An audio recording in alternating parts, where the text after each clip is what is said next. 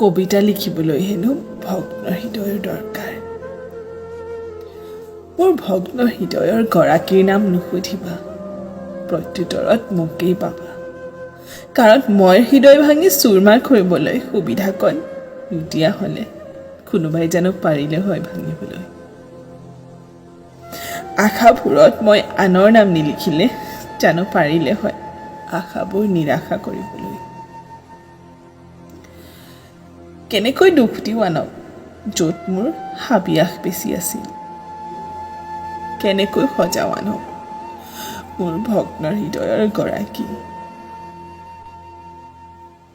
ভালপোৱাবোৰত মই সীমাহীন নোহোৱাকৈ বিলাই আনক কেনেকৈ কওঁ প্ৰতাৰিত বুলি। কাৰণ মই নিজেতো মোৰ মূল্য তেনেই তুচ্ছ কৰিছিলোঁ আনৰ আগত। তেনেস্থলত মই কেনেকৈ আনক প্ৰশ্ন কৰিব পাৰোঁ, সেয়ে ল'লোঁ কবিতাৰ সঁহাৰি।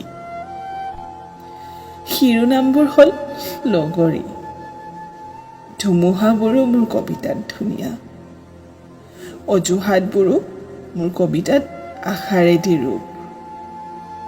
মোৰ কবিতা মোৰ ভগ্ন হৃদয়ৰ আস্থা।